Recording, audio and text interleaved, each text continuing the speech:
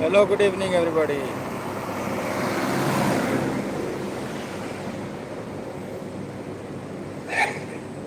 Once again, we are live here in Dubai. Today is 23 of July 2026.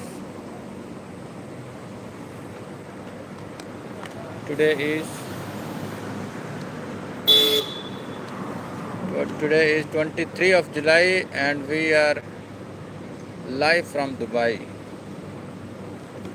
Anyway,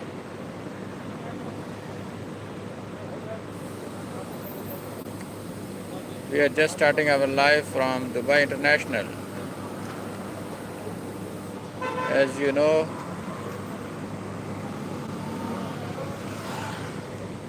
Dubai is a beautiful city, best city, safe city in the world. Let's see what's latest news. Again, the sad news and the bad news from the Iran war situation in the Middle East is getting really worse every day. It's in BBC now that the oil prices now reaches $100 per barrel in the international market. $100 per barrel. Too much expensive for the world economy, for the world.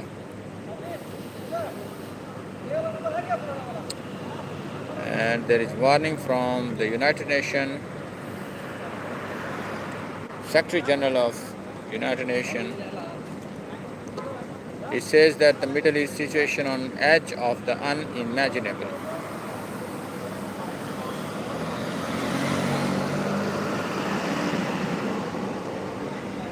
UAE strongly condemned attack by Houthi group on Saudi-flagged vessel.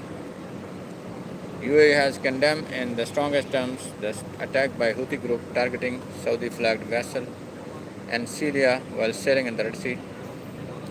In a statement, Ministry of Foreign Affairs affirmed that this attack constituted a grave threat to the safety and security of international navigation and represents a dangerous escalation aimed at undermining the security and stability of the world's critical waterways. Middle East situation on edge of the unimaginable, UN chief says. Ongoing conflict in the Middle East has pushed the region to the edge of the unimaginable.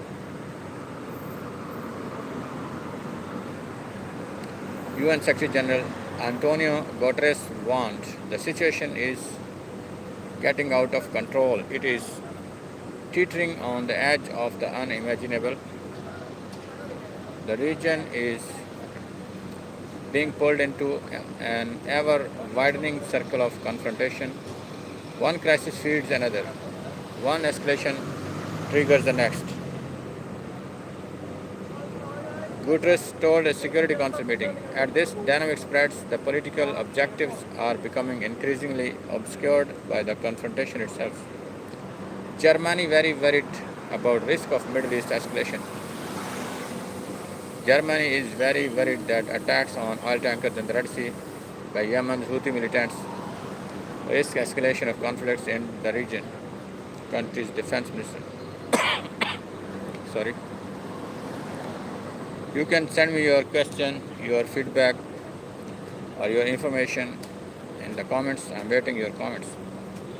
Recent developments, specifically concerning the Houthis and Saudi Arabian tankers, raise concern that an escalation could be imminent. Defense Minister Boris Pistorius said, adding that the situation has dire consequences for those living in the region and global energy supplies.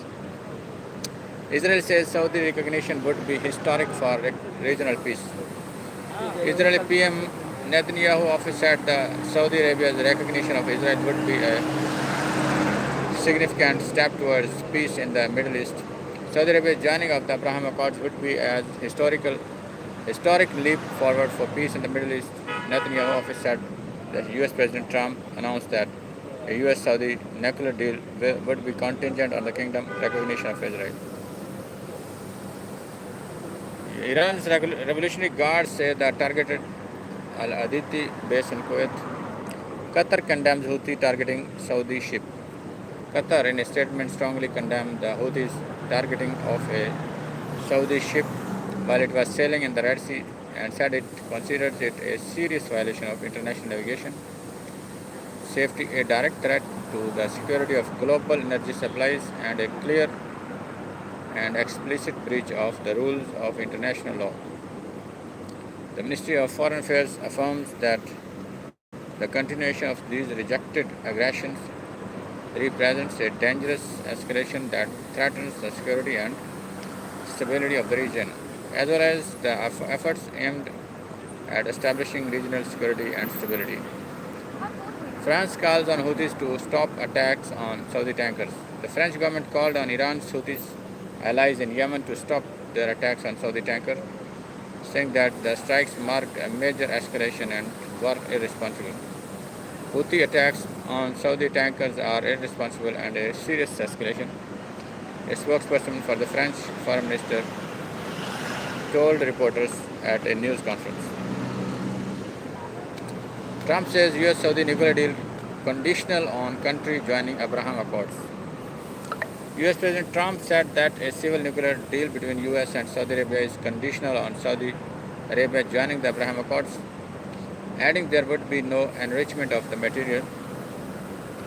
The US and Saudi Arabia reached an agreement of civil nuclear power, letting the kingdom enrich uranium and build nuclear reactors using US technology without requiring the SNAP UN inspection that Washington has previously demanded from Iran. The civil nuclear deal, there will be no enrichment of material, pertains only to non-military use such as the ones that Iran and UAE and others already have, will be approved, but is totally subject to Saudi Arabia joining the very respected and successful Abraham Accords, Trump said in a post on Truth Social. Kuwait says drones targeted its side of border with Iraq. Kuwait on Thursday said drones hit its side of the border with Iraq, with one Kuwaiti official telling Iran was to blame. The Al Abdali border crossing was attacked this afternoon by hostile drones, resulting in material damage, but thankfully no casualties. Houthi attacks on ships unacceptable, European Union. The EU's top diplomat demanded the Houthis cease attacks on ships in the Red Sea after a Saudi vessel was hit by the Iran-backed rebels.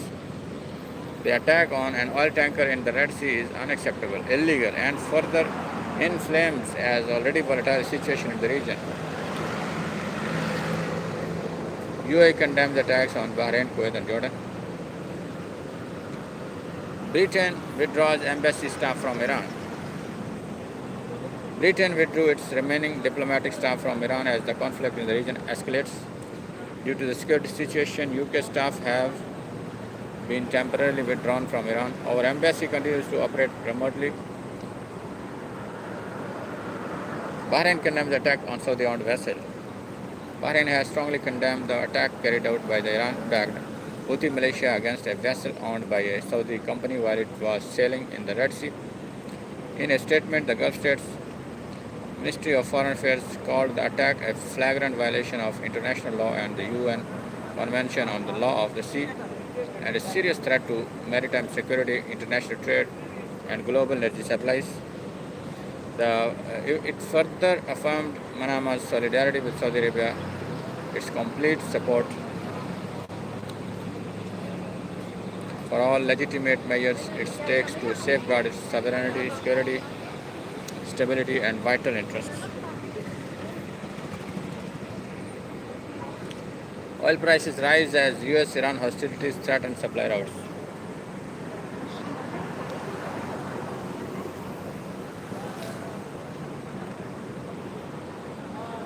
Oil prices hit their highest in more than a month on Thursday, rising for a fifth day after Yemen's Houthis said they struck two Saudi oil tankers, raising fears that disruption of global oil supplies could spread beyond the Strait of Hormuz. Brent crude futures were $4.5 at 98 a barrel, Rubio comments on nuclear pact with Saudi Arabia.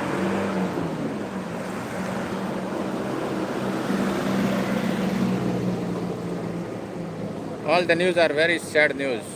During his press conference in Manila, U.S. Secretary of State Marco Rubio said a landmark nuclear cooperation pact with Saudi Arabia would result only in a peaceful and civilian atomic program. Suffice it to say that any agreement that we are going to make with any country in the world on civil nuclear energy is going to be one that will have safeguards in place to ensure that it can't be turned into a weapons program. Saudi Arabia seeks to have a peaceful civil nuclear program. Iran ready for every enemy scenario. Army.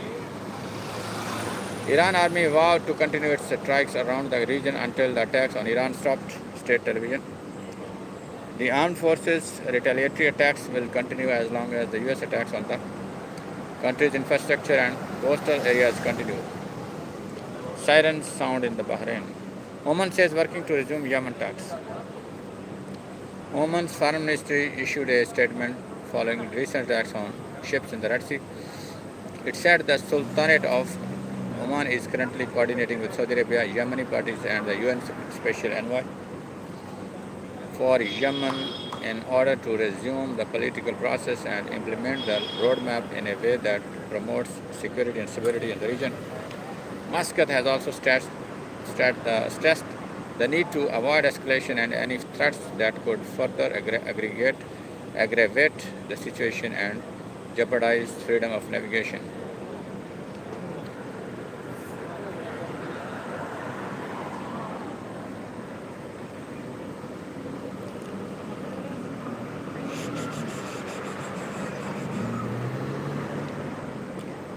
The news are really very sad today regarding Iran war.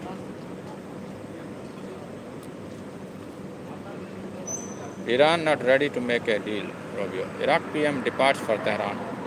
Iraq's state news agency reported that Prime Minister Ali al-Zadi left the capital Baghdad on his way to Tehran for official visit. Al-Zadi said on his personal X account that during the visit he will meet with senior Iranian officials to discuss issues of mutual interest, bilateral cooperation, and consult on regional developments and efforts aimed at strengthening security and stability in the region. Pakistani-Omani Foreign Minister meet in Manila. Oman's Minister of Foreign Affairs Badr bin Hamad Al Busadi met with Pakistan's Deputy Prime Minister and Foreign Minister Mohammad Ishaq Dar on the sidelines of the ASEAN ministerial meeting in Manila. The two ministers exchanged views on a number of regional and international issues of mutual interest. The meeting underscored the importance of continued consultation and coordination to serve their shared interest and contribute to regional and international peace and stability, the Omani Ministry of Foreign Affairs said. EasyJet profits drop. Iran claims hitting US targets in Kuwait and Jordan. Iran state news agency said Iranian army conducted drone strikes against US positions in Kuwait. Facilities hit including ammunition and logistics warehouses at Al-Doha base, fuel depots at Ali Al-Salim base, and an ammunition storage site at Camp Arif Jan. Iran Revolutionary Guards also said that they had attacked and destroyed several American military assets in Jordan. Trump attended dignified transfer Solomon event for fallen U.S. service members. U.S. House approves $95 billion budget plan with Iran war funding. The U.S. House of Representatives approved a $95 billion budget framework with most of the funding earmarked for the Pentagon to fund the war against Iran. The measure was narrowly approved in a 216-214 vote and now heads to the Senate where its fate is uncertain. The plan provides $73 billion for the armed forces and intelligence agencies, notably to fund operations linked to the war against Iran, as well as $12 billion in aid for farmers affected by President Donald Trump's trade war. Democratic Representatives Rosa DeLauro, meanwhile, denounced a measure that would allow Trump to finance the continuation of his war against Iran. The American people do not want more open-ended, aimless, expensive, and deadly wars in the Middle East. They want the price of basic necessities like food, housing, healthcare, childcare, and gasoline to go down. U.S. issues worldwide alert for citizens. U.S. State Department issued a worldwide alert for citizens due to heightened tensions in the Middle East, saying that the security environment remains complex with the potential for unforeseen escalation. The advisory said that some airlines in the region have postponed resumption of earlier flight schedules while others have cancelled some routes. U.S. diplomatic facilities, including outside the Middle East, have been targeted. Iran and groups supportive of Iran may target other U.S. interests overseas or at locations associated with the U.S. and Americans throughout the world, including U.S. business and other institutions. Americans outside the Middle East should reconsider travel to and through the region. Americans traveling in or through the region should check with their air carriers to make sure their flights are scheduled. Iran reports U.S. attacks on border crossing. Iran state news agency reported a U.S. missile attack on the Shalamach border crossing between Iran and Iraq on Thursday, saying that it resulted in 2 deaths. 11 others were injured, it added, citing provincial authorities in Iran. The news agency further reported on 2 U.S. missile strikes in Bushehr since early morning. IRGC stops tankers from transiting Hormuz. Iran Revolutionary Guards claimed they stopped 3 oil tankers from passing through the Strait of Hormuz. In recent weeks, Iran has hit tankers using a route hugging the Omani coast to traverse the strait in a bid to strong-arm vessels into using its own waters and pay for safe passage. 3 oil tankers, provoked and tempted by the child-killing American army, were trying to pass through the mine-laid route south of the Strait of Hormuz, but after one of them exploded and caught fire, the other 2 quickly turned around and turned back, the guard said in a statement. The statement did not say when the incidents happened. 12 waves of U.S. strikes on Iran. The U.S. Central Command announced earlier completing another round of strikes against Iran for the 12th consecutive night. U.S. forces struck Iranian military targets, including maritime capabilities, missile and drone storage facilities, coastal surveillance sites, and air defense assets. The strikes further degrade Iran's ability to attack civilian mariners and commercial vessels. As of today, CENTCOM has redirected 9 commercial vessels and disabled 1 to prevent ships from entering or departing Iranian ports. Watch this video. 2 crude carriers are on their way to exit Red Sea.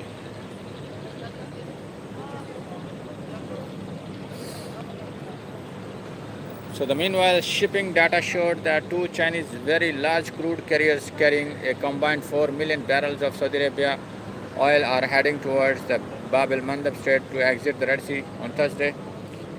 The ship's attempt to transit the strait will clearly test how tightly the Houthis will impose the naval blockade on Saudi Arabia, they announced on Monday. The group said they attacked 2 Saudi tankers with drones and missiles earlier Thursday. The Singaporean flagged VLCC, which made a U-turn and took a pause in the middle of the Red Sea on Tuesday, resumed its journey southward late on Wednesday. The vessel was sailing past the Yemeni coast and heading to the port of Qinzhou in southern China, shipping data showed. The Chinese flagged VLCC Cosneo Lake was following and it was signaling it would discharge its cargo at the port of Huizhou in the southern Chinese province of Guangdong. Both vessels indicated through their automatic identification system transmitters that there were Chinese crew on board, the data showed. The vessels are chartered by Unipac, the trading arm of Asia's largest refiner, Sinopec and loaded crude at Saudi Arabia's port of Yanbu earlier this week. UK MTO reports incident in Red Sea. A maritime security told Reuters earlier that the AFRiCA had transmitted a distress call via VHF radio, reporting it has been struck by a missile while operating at the outer port limits of Saudi Arabia's Jizan in Red Sea and was on fire. The British Maritime Risk Management Group Vanguard also said the Saudi-flagged tanker AFRiCA was struck by an unknown projectile on its starboard side about 70 nautical miles southwest of Saudi Arabia's Al-Shukak. The UK Maritime Trade Operation Agency also said it had received a report of an incident in the same area, saying the master of a tanker reported being struck by an unknown projectile and caused a fire on board. Houthis claim attack on two vessels. Iran-backed Houthis in Yemen said they attacked two Saudi Arabian oil tankers in military operation. They said they attacked two tankers, the AFRiCA and Layla, claiming that the vessels had violated a naval blockade imposed by the Iran-aligned group on Saudi Arabia in the Red Sea.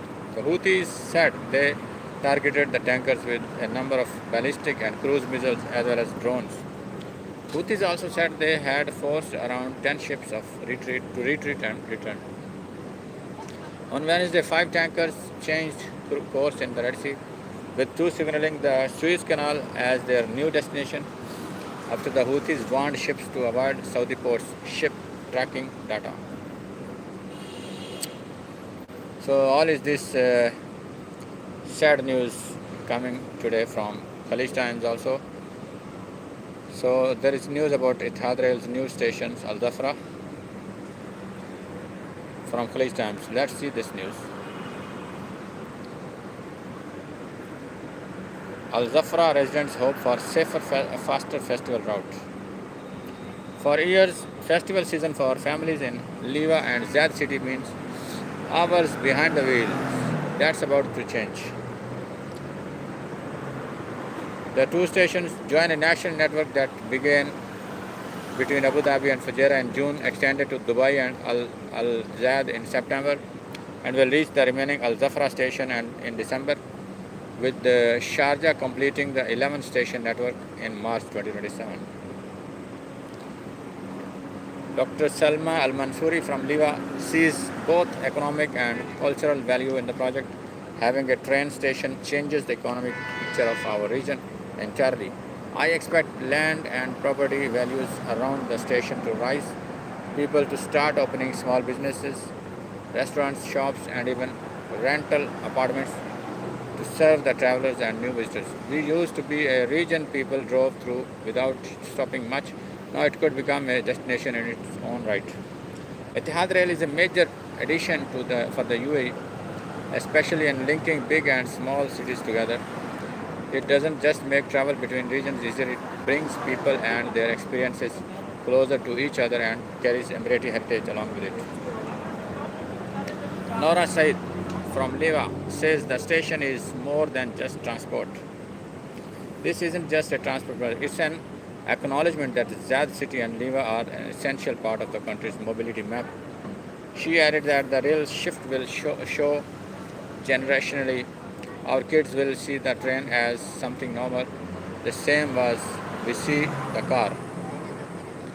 They will be able to study or work in other cities while staying connected to home.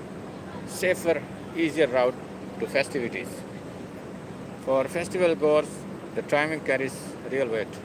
Every year during the Zad City, Mazaina and the Liva International Festival, family and friends from Abu Dhabi hesitate to come because of the long drive, especially parents who aren't comfortable driving long distance at night. He pointed to a safety dimension often missing from official announcement. During festival periods, roads get very congested and people drive while being tired or speeding to make it to an event. which raises the risk of accidents. The train removes that pressure entirely. For Aisha Al-Niadi, a mother from Zad City, the station changes how her family gathers. The long drive really tires me and the kids out. The train for me isn't just a means of transport, it's a peace of mind. She highlighted her own mother's experience. She's long avoided long road trips because sitting in a car for hours affects her back and knee. With the train, she can sit comfortably and move around if she wants, and even travel alone without depending on somebody else every time. So this is local news from Etihad Rail, a very huge project in UAE connecting all the Emirates through railways network, very safe and fast journey. Really amazing project, completed first in the Gulf in the Middle East by UAE, United Arab Emirates.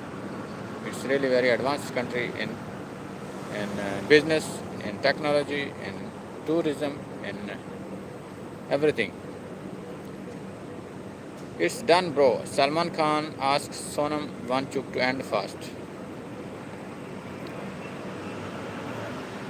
Urges students to return home.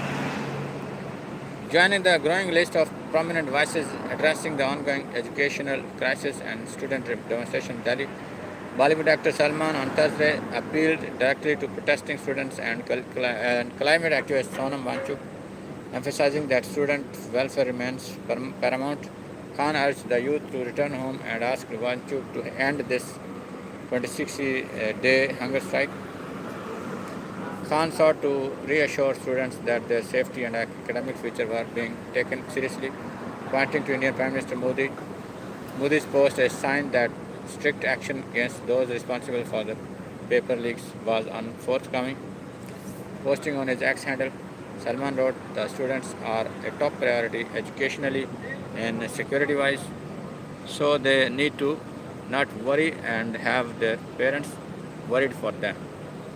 The Honorable Prime Minister has tweeted, and I am sure that he will take strict action against all those people who are responsible for this leak. Reaching out personally to activist Sonam Wangchuk, who is currently hospitalized at Medanta on 26th day of his hunger strike, Khan offered a light-hearted personal gesture. "Will send you food from home," while urging him to prioritize his health. "Sonam, it's done, bro. Don't extend this. Keep the spirit for another day if there be a need, which I doubt, and eat something. If you want, we'll send you food from home."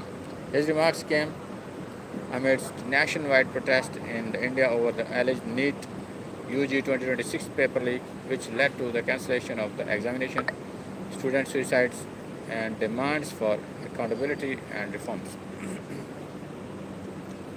A day earlier, Salman had described the paper leak as a very serious issue and praised students for coming together to demand a better education system. In a post on Instagram on Wednesday, he also expressed concern over reports of violence during the protest.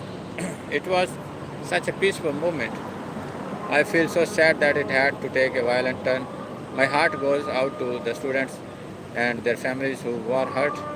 Paper leak is a very serious issue, and I'm glad to know and see that the kids of our country have come together for a better educational system, and their parents supported them."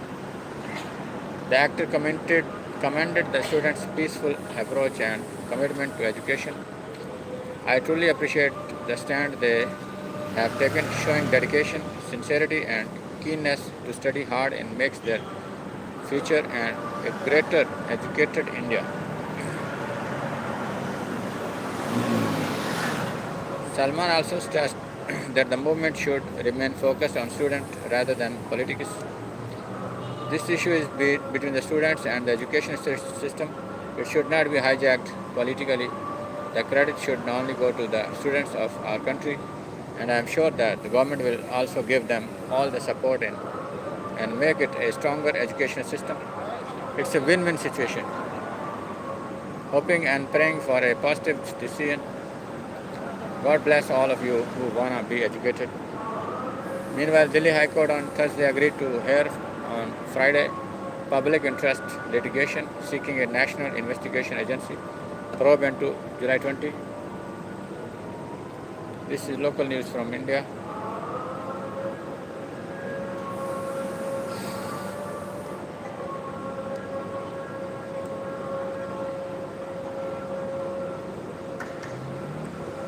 Maybe after cutting uterine cancer.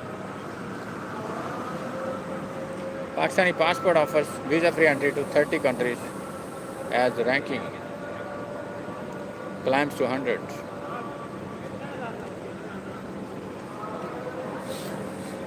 The Pakistani passport has climbed the ranks on the Henley Index this year to the 100th post spot after stumbling to the 103rd position in 2025, giving travelers access to 30 visa-free destinations.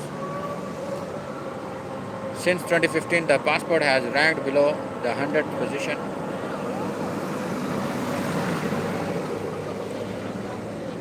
Henley, which uses exclusive IATA data, has its index updated monthly to reflect global mobility changes. The Asian passport is followed by the UAE, Japan, and South Korea, who hold a tie at the second position, giving access to 188 countries worldwide. Iraq, Syria, and Afghanistan lie at the bottom of the list, granting visa access to countries as low as 23. So here are the countries offering visa-free access to Pakistani passport holders. Let's see which countries are these.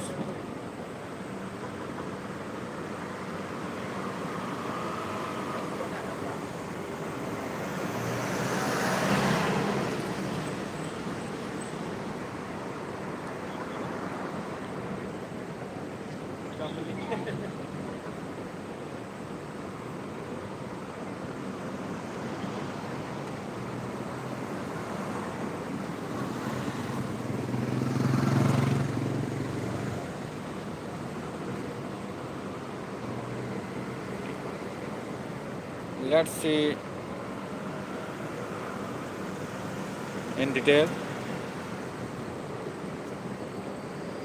which countries are these actually.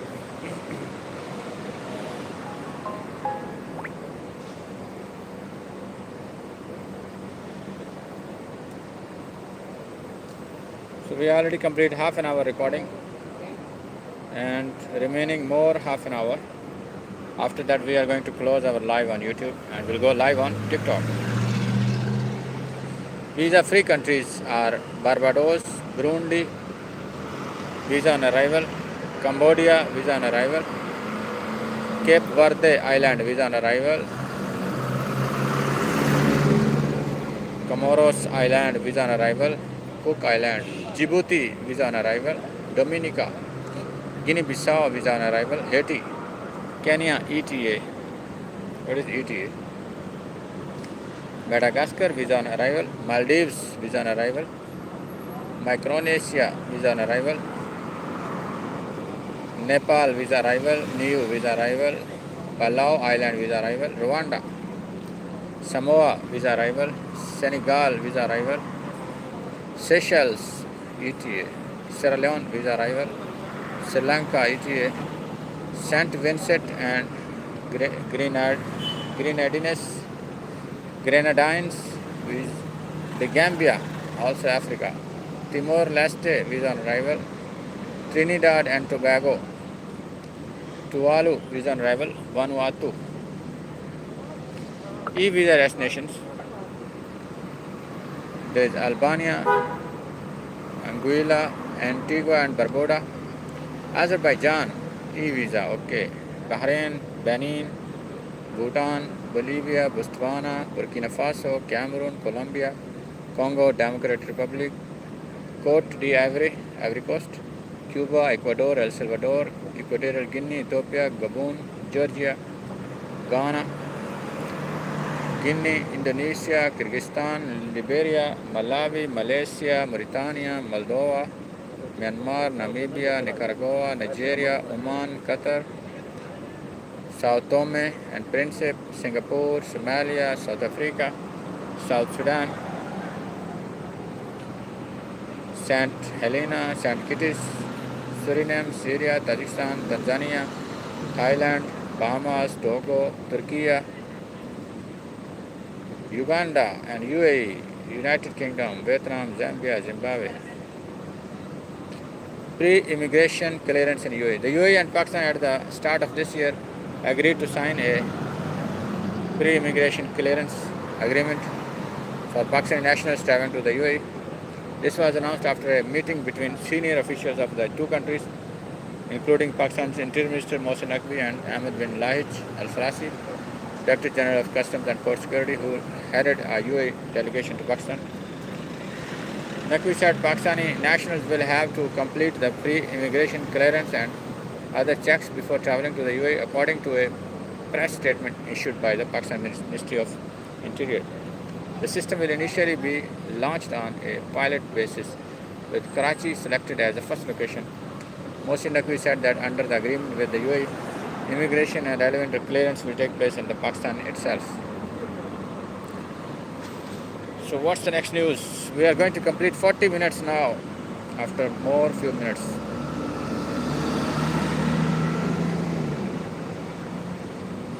Innovation and regulation can shape a smokeless future.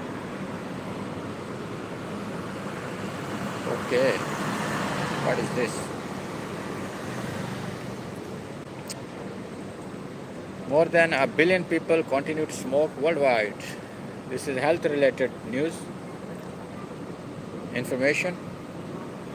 More than 1 billion, not million, more than 1 billion.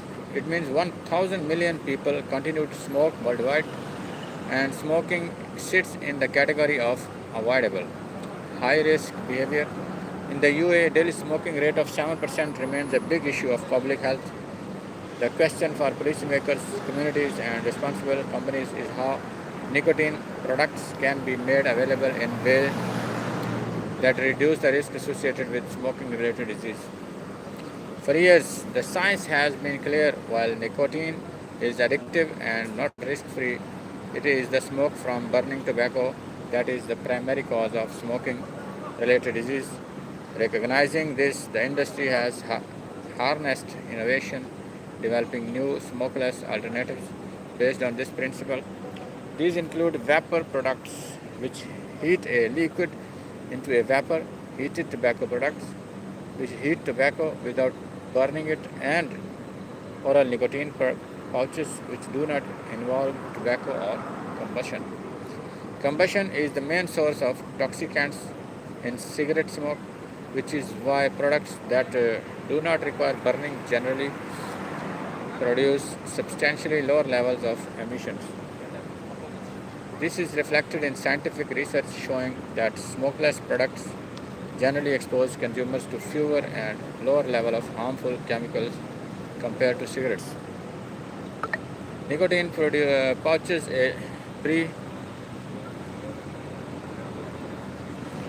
Nicotine pouches are a clear example of this innovation at work because they involve no combustion. Nicotine is delivered with no smoke, no ash, no tar, which eliminates exposure to combustion-related toxicants. Like all nicotine products, they are addictive and not risk-free. However, based on the weight of the available evidence and assuming a complete switch from cigarette smoking, they present a low risk profile than continued smoking of combustible cigarettes. BAT's own flagship nicotine pouch brand, Valo, contains 99% less toxicants compared to cigarette smoke. This is based on an assessment of smoke from a scientific reference of a cigarette of approximately 9 mg tar and components released during use of a Valo pouch. But meaningful innovation goes beyond simply analyzing a product to fully unpack impact. We must also understand if nicotine pouches can have a lasting positive public health effect. For this, we can look to Sweden for a real-world case study. Over the past few decades, a shift toward non-combustible oral tobacco and nicotine products in the market, notably snus, coincides with some of the lowest smoking prevalence rates and tobacco-related mortality in the European Union. Multiple public health analyses also concluded that smokeless alternatives contributed to Swedish men's lower smoking prevalence and smoking-related disease. As a general manager at a company that has built its business foundations on traditional tobacco products, I do not say this lightly. BAT's vision is to build a smokeless world and become a predominantly smokeless business by 2035, a commitment grounded in reducing the health impact of our business by actively migrating adult smokers who would otherwise continue to smoke to smokeless alternatives. As the world changes, technology has enabled us to take a substantial leap forward in creating these alternatives and accelerating that transformation.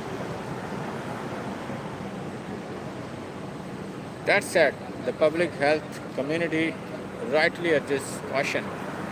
Some authorities warn that allowing the sale of smokeless products like nicotine pouches may cause unintended consequences like underage access. The sale of these products must therefore be paired with robust regulation, including but not limited to strict age verification, marketing restrictions that prevent underage appeal, and clear product quality standards for ingredients and labeling. So, what should good regulation and industry practice look like? We are almost 20 minutes away from closing our live on YouTube. So what should a good regulation and industry practice look like? First, adopt regulation for nicotine pouches that recognizes that reduce the risk profile of smokeless alternatives while prioritizing measures that keep the products out of the hands of the underaged. Second, seek transparent, independent research, appropriate product standards, and evidence that substantiates tobacco harm reduction potential. And third, couple regulated product access with science-backed information so that adult smokers can be informed of the risk reduction potential of making a complete switch to smokeless alternatives. I believe the industry must be part of the solution.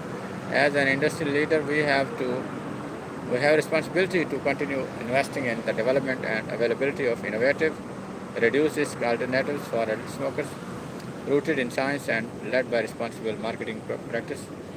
Ultimately, building a smokeless world means ensuring policy is guided by evidence, by recognizing the clear scientific distinctions between products such as nicotine pouches and cigarettes. We can offer viable alternatives to adult smokers who would otherwise continue to smoke and accelerate progress towards a world without cigarettes. Let's see the next news from the Dawn News. Dawn News is a credible newspaper in Pakistan. Bigger than ever before, Trump says he is considering massive attack against Iran. Once again, very sad news coming from America. Trump is doing nonsense. Iran is doing nonsense. Oman Sultan, France, Macron discuss regional tension and phone call. Trump planning massive attack on Iran, report says. Trump tells Axios that he is seriously considering restarting major combat operations in Iran, including strikes that would be bigger than the ones carried out during Operation Epic Fury. In a brief interview, Trump acknowledges that such a decision would have consequences and stresses he hasn't made a determination yet. I am considering a massive attack bigger than ever before. I am close to making a decision. We are all set for it, the president says, not giving a deadline for his decision. Trump adds that Israel would join in 2 minutes if I ask them to, but says we don't need anybody to launch a new operation against Iran. He notes that there will be consequences for Israel joining the states, hinting at Iranian retaliation against Israel. Trump further says that the Iranians want to negotiate but are not ready to make a deal at the moment, adding they haven't received enough pain yet. 10 by 10 strategy. Iran's Kalibaf marks US over rising oil prices due to Iran war. Let's blockade Iran, easy peasy.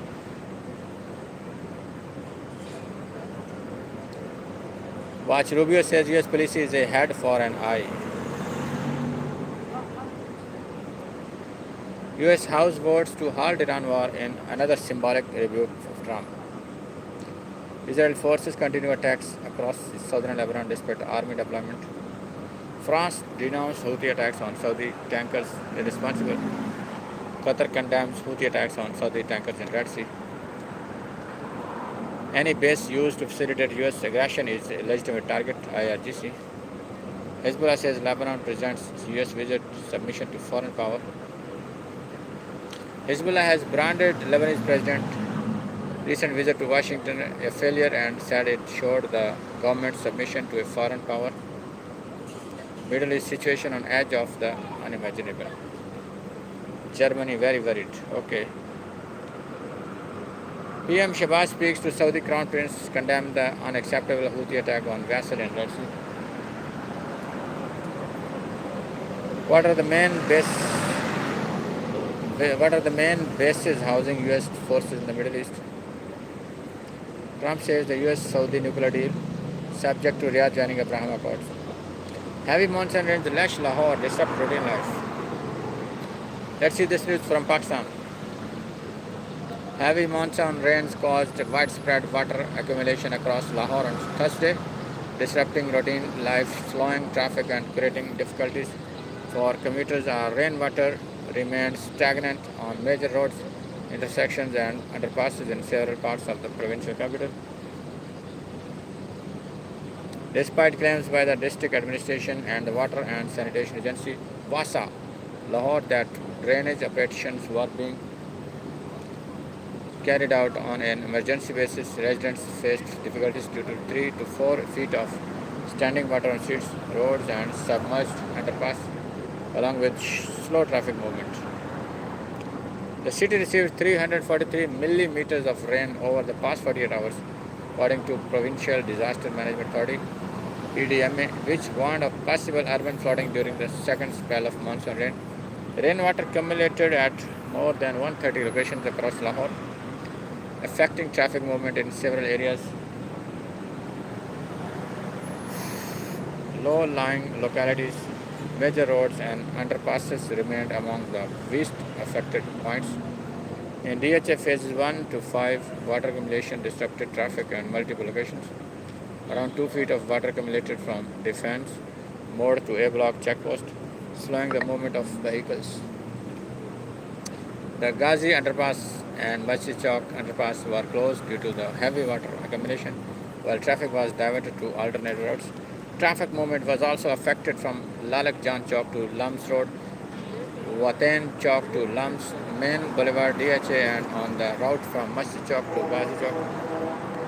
Vehicles were diverted through Z Block and other alternate routes due to the closure of underpass. Other areas reporting water accumulation including Harbanspura, Mall Road, Cooper Road, Lakshmi Chowk and Chaburji Chowk, where VASA teams carried out drainage operations. The rain also exposed recurring urban drainage challenges as water entered houses in low-lying areas of the city, while commuters complained about difficulties traveling through flooded roads and underpasses. Many citizens complained that the authorities had not taken any measures to drain water from their houses, leaving them to remove it from their homes and streets on their own. Citizens also faced delays as vehicles became stranded in rainwater on roads, forcing voters to move slowly through standing water, while some avoidable major roads due to the risk of breakdown. Several deep sinkhole measuring around 10 square feet appeared on 3 to 4 roads across the city, including Canal Road, Johar Town, Main Boulevard, and Bekewala Mode, causing parts of the roads to collapse. Lahore Traffic Police cordoned off the affected areas and diverted traffic after Vasa teams reached. Another sinkhole reappeared on Khayabane-Firdausi sinkhole, where barriers were placed as a precautionary measure and traffic was diverted. The PDMA said that so far 21 people had died and 154 others had been injured in rain-related incidents across Punjab during the ongoing monsoon season. 15 deaths occurred due to building collapses, 2 due to lightning strikes, 3 due to electrocution, and 1 person drowned. At least 38 houses also sustained partial damage. PDMA Director General Umar Abbas Mela directed district administration to remain on high alert and warned of urban and flash flooding risks. He advised citizens to avoid weak structures, low-lying areas, and contact with electricity poles and wires during rainfall. Meanwhile, Vasa Lahore said it had placed its teams to high alert and launched emergency drainage operations. Vasa Managing Director Gufran Ahmed visited several affected areas, including Mall Road, Cooper Road, Lakshmi Chowk, and Chaburji Chowk, to monitor rainwater removal operation. He said all disposal stations were operating at full capacity, while additional machinery and staff had been deployed at water accumulation points. More than 21 monsoon emergency relief camps had also been made operational. He said Vasa's 24/7 monsoon control room was monitoring the situation through more than 200 live cameras, including those installed at underpass across the city. Lahore Deputy Commissioner retired Captain Ali Ijaz also visited Harbanspura and other areas to review drainage operations. He claimed that most major roads and waterlogged points had been cleared in record time, while the remaining low-lying areas would be drained soon. The administration and Vasa urged citizens to avoid unnecessary travel during heavy rainfall, stay away from electricity infrastructure, avoid driving through flooded areas, and report water flooded areas and report water accumulation to Vasa through its helpline 1334. However, residents criticized the recurring problem of water accumulation in Lahore, saying that despite repeated monsoon preparations, poor drainage capacity, blocked sewer lines, and delays in rainwater removal continue to create difficulties for the citizens. Local news from Lahore, Pakistan. Huge rainfall today. Pakistan disappointed with EU report on GSP Plus compliance issues, says it understates reforms. Karachi police claims suspect in 6-year-old girl's abduction, murder, killed in shootout. Another local news from Karachi, Pakistan. The police on Thursday killed the alleged abductor and murderer of a 6-year-old girl in a shootout after the suspect allegedly opened fire on the law enforcers during a raid in Karachi's Kemadi area. According to statement by Kemadi police spokesperson, a first information FIR under section 364A and 302 Pakistani Penal Code was registered at Jackson police station regarding the abduction and murder of a 6-year-old girl. The spokesperson stated that police obtained CCTV footage from various locations along with other available evidence, which was thoroughly examined during the investigation. Based on the CCTV footage and information gathered during the investigation, police received credible information regarding the whereabouts of the suspect. Acting on this information, he said, a police party reached the Mubarak Mosque area within the jurisdiction of Jackson police station. However, upon seeing the police party, the suspect opened fire on the officers, prompting the police to retaliate. During the exchange of gunfire, the individual sustained gunshot injuries and later died. Immediately after the incident, he added that the crime scene was secured and all relevant evidence was taken into custody. in accordance with legal procedures. A separate case regarding the police encounter is being registered at Jackson Police Station while legal and forensic proceedings. Hello, Ricard Odi Gonzila, welcome.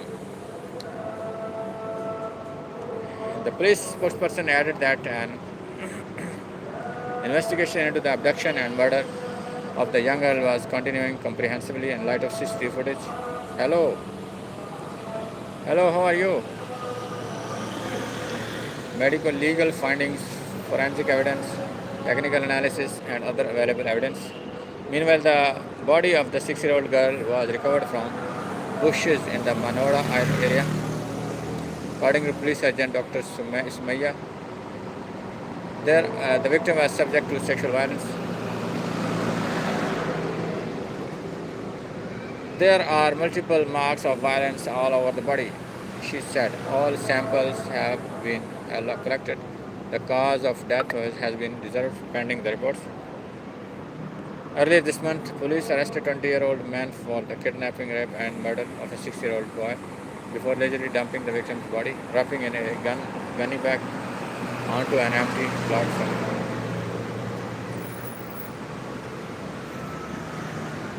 Kashmir IWT among key global challenges threatening peaceful coexistence, that tells ASEAN mood. Suspects arrested in JPMC doctor murder case killed in exchange of fire with accomplice, police claim. Let's see this news. The 3 suspects arrested in connection with a younger doctor killing during a robbery near Karachi's Tin Talwar were killed in an exchange of fire on Thursday. The Special Investigation Unit SIU claimed. The SIU statement claimed it conducted a raid in Ahmedabad near Metropolis Northern Bypass Toll Plaza to arrest the 3 suspects' accomplices. The suspects were taken to the location within the jurisdiction of Gulistan Memar police station to identify the accomplice. However, the accomplice allegedly opened fire on the police party upon seeing the law enforcers. The police further claimed that the 3 suspect and a police official were injured in the exchange of fire and were shifted to Jinnah Postgraduate Medical Center. However, the 3 suspects succumbed to their injuries en route to the hospital. The police claimed they were searching for the absconding suspects, adding that further legal procedures underway. The judicial magistrate granted police a 7-day physical remand of the 3 suspects on July 16, which ended today. Police had originally sought a 14-day physical remand. Dr. Akash Kumar, a doctor at the JPMC, was killed on July 13 after robbers intercepted his vehicle near Tin Talwar and escaped with around 2 million rupees that he was carrying after withdrawing cash from a private bank.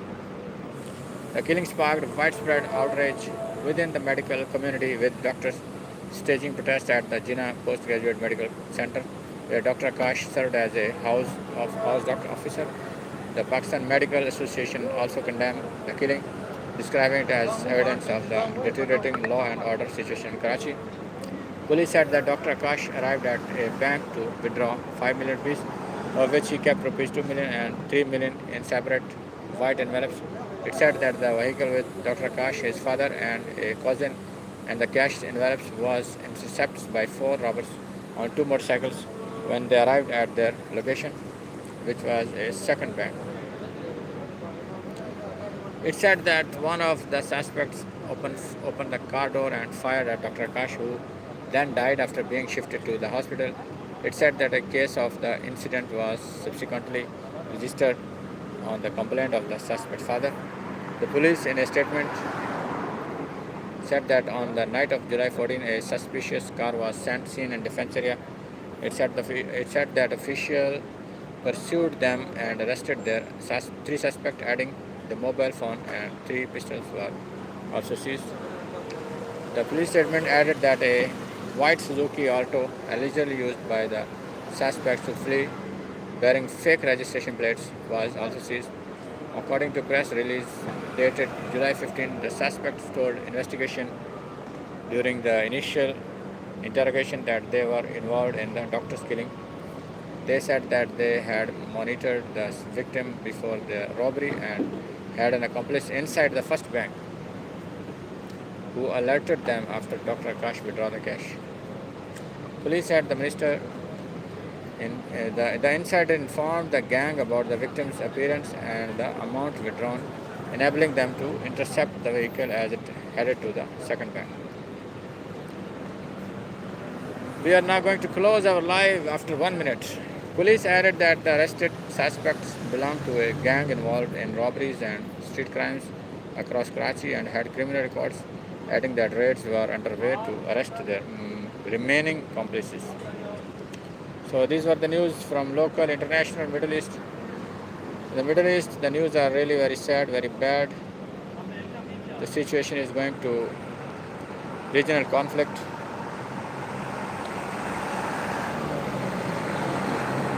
Due to nonsense behavior of the parties. Anyway, let's see, hope, we wish the peace in the region, to stop the war in the region. Let's see what happens next. Thank you very much for joining. See you tomorrow.